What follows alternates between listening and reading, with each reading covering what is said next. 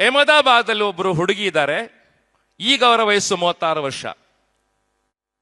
ಈಗ ಅವರ ವಯಸ್ಸು 36 ವರ್ಷ ಇದೆ. ಸರ್ಚ್ ಮಾಡಿ ಸಿಗ್ತಾರೆ ನಿಮ್ಗೆ, ಗೂಗಲ್ ಸರ್ಚ್ ಮಾಡಿ. ಅದ್ಭುತವಾದ ಸಿಂಗರ್ ಅವರು, ಫಲಕ್ ಮುಚ್ಚಲ್ ಅಂತ ಅವ್ರ ಹೆಸರು. ಅವ್ರ ಹೆಸರು ಫಲಕ್ ಮುಚ್ಚಲ್, ಅದ್ಭುತವಾದ ಹೆಸರು. ಫಲಕ್ ಮುಚ್ಚಲ್. ಗ್ರೇಟ್ ಅಂದ್ರೆ ಗ್ರೇಟ್ ಸಿಂಗರ್ ಅವರು.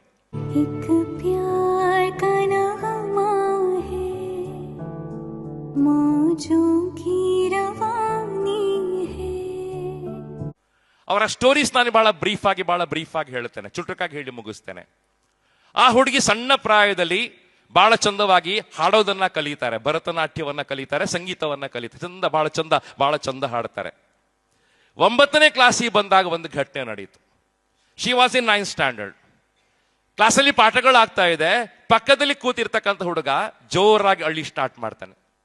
ನಿಮ್ಗೋಸ್ಕರ ಮಾತಾಡ್ತೇನೆ ಇವತ್ತು. ಫಲಕ್ ಮುಚ್ಚಲ್ ಸ್ಟೋರಿಯನ್ನ ಹೇಳಿ ಸ್ಟಾರ್ಟ್ ಮಾಡ್ತಾನೆ. 9th ಅಲ್ಲಿ ಅವಳು ಪಾಠವನ್ನ ಕಲಿತಾ ಇರುವಾಗ ಪಕ್ಕದಲ್ಲಿ ಕೂತಿರ್ತಕ್ಕಂಥ ಹುಡುಗ ಜೋರಾಗಿ ಅಳುತ್ತಾನೆ. ಯಾಕಂತ ಗೊತ್ತಿಲ್ಲ.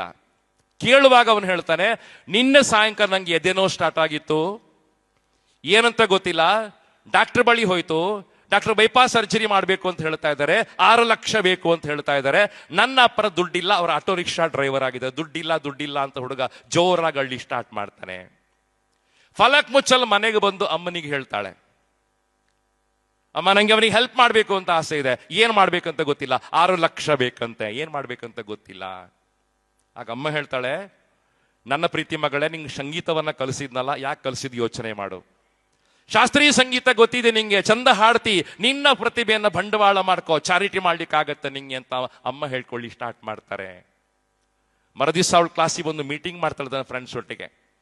ಫ್ರೆಂಡ್ಸ್ಗಳನ್ನು ಒಪ್ಪಿಸ್ತಾಳೆ, ನಾವು ಟಿಕೆಟ್ ಮಾರೋಣ, ಹೈದರಾಬಾದಿನ ಅಹಮದಾಬಾದಿನ ಗಲ್ಲಿ ಟಿಕೆಟ್ ಮಾರ್ತಾ ಹೋಗೋಣ, ಇಡೀ ಸಭಾಂಗಣ ಭರ್ತಿಯಾಗ್ಲಿ, ನಾನು 2 ಗಂಟೆ ಹಾಡ್ತೇನೆ.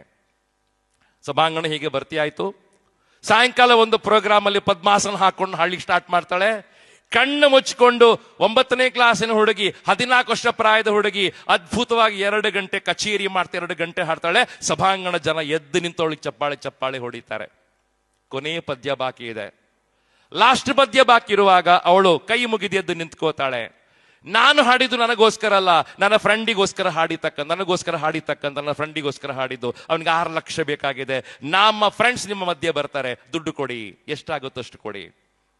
ಸಣ್ಣ ಹುಡುಗರು ಬಕೆಟ್ ಇಟ್ಕೊಂಡು ಜನರ ಮಧ್ಯೆ ಬರ್ತಾರೆ. ಜನ 100 ರೂಪಾಯಿ 200 ರೂಪಾಯಿ ಹಾಕ್ತಾ ಹೋಗ್ತಾರೆ. ಸರ್, ಅರ್ಧ ಗಂಟೆ ಆಗುವಾಗ 6 ಲಕ್ಷ ರೂಪಾಯಿ ಒಟ್ಟಾಯ್ತು, 6 lakhs ಒಟ್ಟಾಯ್ತು. ಅದರ ಮುಂದಿನ ಭಾಗ ಇನ್ನು ರೋಮಾಂಚಕ ಇದೆ. ಆ ಬಕೆಟ್ ಅನ್ನ, 6 ಲಕ್ಷ ರೂಪಾಯಿ ಇರ್ತಕ್ಕಂಥ ಬಕೆಟ್ ಅನ್ನ ಫಲಕ್ ಮುಚ್ಚಲ್ ತನ್ನ ಫ್ರೆಂಡಿಗೆ ಡೊನೇಟ್ ಮಾಡ್ತಾಳೆ ವೇದಿಕೆ ಮೇಲೆ. ಮರುದಿನ ಎಲ್ಲ ಪತ್ರಿಕೆಗಳದು ವೈರಲ್ ಆಯ್ತು. ನೆಕ್ಸ್ಟ್ ಎಲ್ಲಾ ಮೀಡಿಯಾದಲ್ಲಿ ವೈರಲ್ ಆಯ್ತು. ಆ ವಿಡಿಯೋ ವೈರಲ್ ಆಗ್ಲಿ ಸ್ಟಾರ್ಟ್ ಆಯ್ತು. ಆ ವಿಡಿಯೋವನ್ನ ಬೆಂಗಳೂರಿನ ಒಬ್ಬರು ಡಾಕ್ಟರ್ ನೋಡ್ತಾರೆ, ಡಾಕ್ಟರ್ ದೇವಿ ಪ್ರಸಾದ್ ಶೆಟ್ಟಿ ಅವರು, ನಮ್ಮ ಊರಿನವರು. ಅವರ ಮನಸ್ಸು ಕರಗಿ ಹೋಯ್ತು. ಅವರ ಅಹಮದಾಬಾದಿಗೆ ಆಂಬುಲೆನ್ಸ್ ಕಳಿಸ್ಕೊಡ್ತಾರೆ. ಆ ಹುಡುಗನನ್ನ ಬೆಂಗಳೂರಿಗೆ ಕರೆಸ್ತಾರೆ, ಫ್ರೀ ಆಪರೇಷನ್ ಮಾಡ್ತಾರೆ. ಹುಡುಗ ಬದುಕೊಳ್ತಾನೆ. 6 ಲಕ್ಷವನ್ನ ವಾಪಸ್ ಕೊಡ್ತಾರೆ.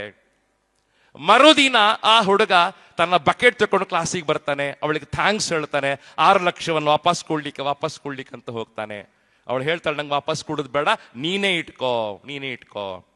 ಹುಡುಗ ಹೇಳ್ತಾನೆ, ಇಲ್ಲ ನಂಗೆ ಬೇಡ, ನೀನ್ ಇಟ್ಕೋ ಅಂತ ದುಡ್ಡು ವಾಪಸ್ ಕೊಡ್ತಾನೆ.